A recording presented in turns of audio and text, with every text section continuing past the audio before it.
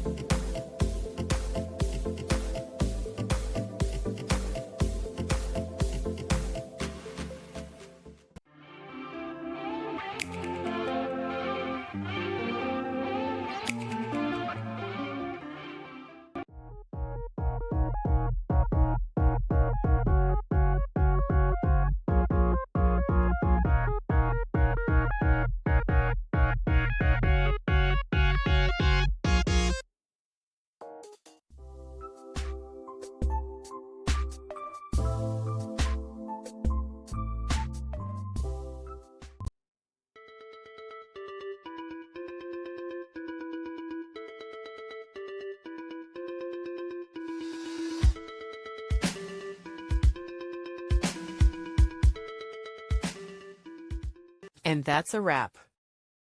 I hope you found the answer you were looking for. If you did, take a second to hit that subscribe button. It really helps out. And let me know in the comments which solution worked best for you.